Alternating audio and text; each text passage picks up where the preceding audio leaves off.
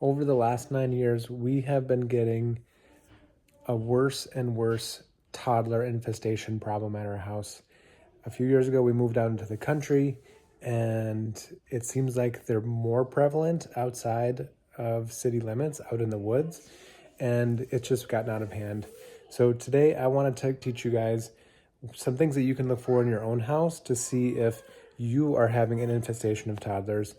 Some ways that you can actually prevent toddlers from infesting your house in the first place, which actually seems to be the easiest solution.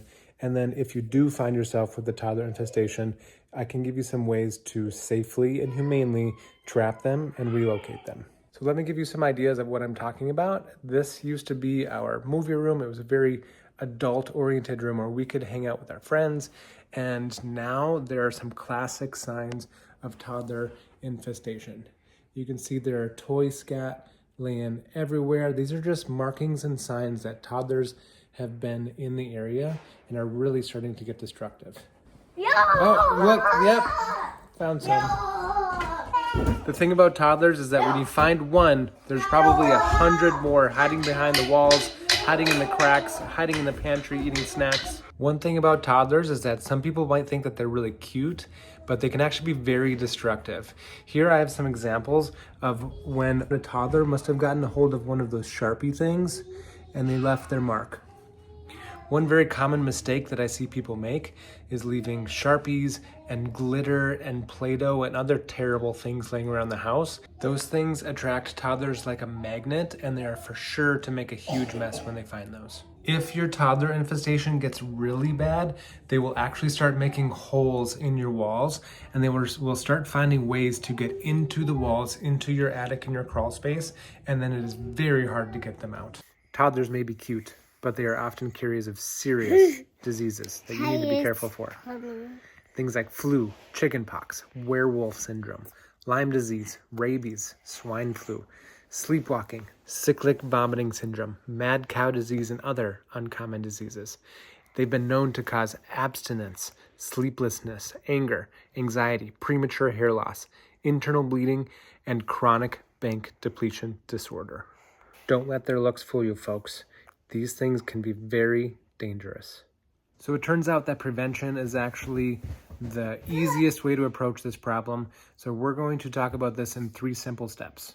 First, make no eye contact with women of any kind.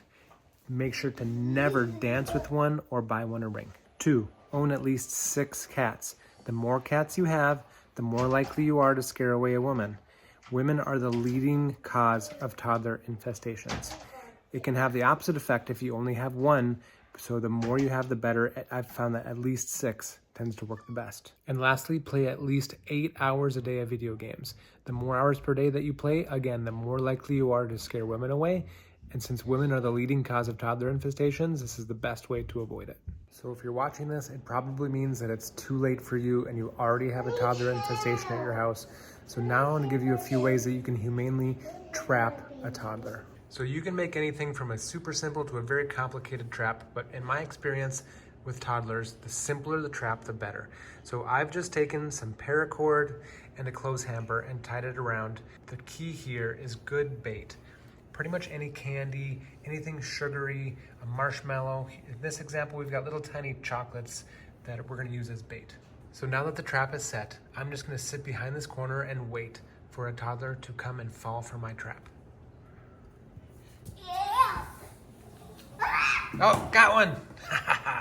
So you gotta be really careful with these things. Children will bite your fingers right off, so you do not want to put a finger inside of this cage. I just have a simple sleeping bag here. Oh, hold on, slow down.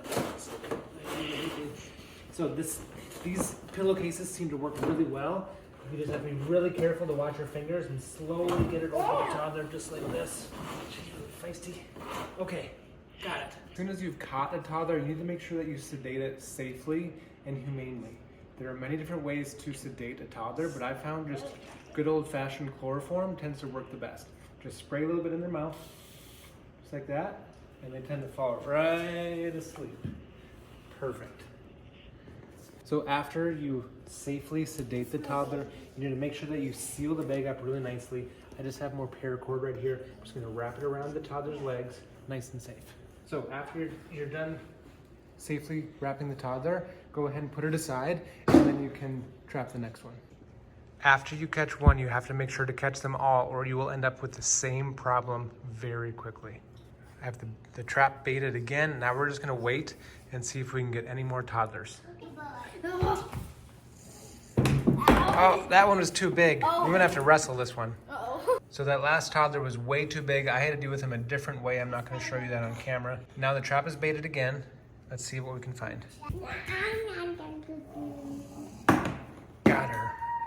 Perfect sized. Again, keep your fingers out of there. They can be very vicious. They can gnaw off your hand in seconds. And again, make sure to watch out for your hands and toes. This is a vicious one. Look, chloroform. Chloroform, just a little bit of the spray. I'll stay there. She goes falling asleep. There, trapped. So after the toddlers are humanely dealt with, now we can throw them in the car to transport them safely to their new home. So there's really no right way to do this. Just chuck them up on the top. Oh, that one's boot fell off. You don't really need to tie them down. They should be safe on their way to the park. Now that the toddlers are safely on the roof, we're to drive them to a park to relocate them. Whoops, gotta put that one back up. All right, we made it safely to the park. Now it's time to let them out. Now we're gonna release these toddlers and they're gonna go play at this playground. Come on, go, go, you're free. Go, they woke up, go, go. So that is the safe and humane way to trap and relocate toddlers. If you have a toddler infestation at your house, make sure to follow all those simple steps to make sure that never happens again.